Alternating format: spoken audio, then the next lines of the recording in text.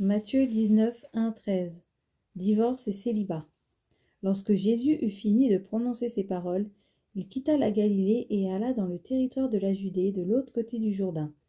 De grandes foules le suivirent, et là il guérit les malades. Les pharisiens l'abordèrent, et pour lui tendre un piège, ils lui dirent : « Est-il permis à un homme de divorcer de sa femme pour n'importe quel motif ?» Il répondit : « N'avez-vous pas lu que le Créateur au commencement a fait l'homme et la femme, et qu'il a dit : c'est pourquoi l'homme quittera son père et sa mère, et s'attachera à sa femme, et les deux ne feront qu'un ? Ainsi ils ne sont plus deux, mais ne font qu'un. Que l'homme ne se sépare donc pas de ce que Dieu a uni. Pourquoi donc, lui dirent-ils, Moïse a-t-il prescrit de donner une lettre de divorce à la femme lorsqu'on la renvoie ? Il leur répondit : c'est à cause de la dureté de votre cœur que Moïse vous a permis de divorcer de vos femmes. Au commencement, ce n'était pas le cas.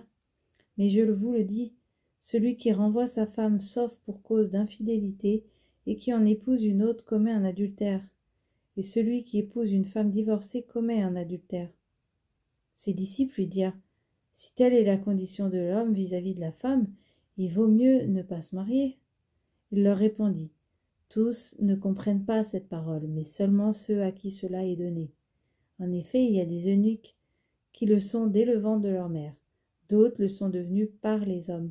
Et il y en a qui se sont fait eux-mêmes eunuques à cause du royaume des cieux. Que celui qui peut comprendre, comprenne.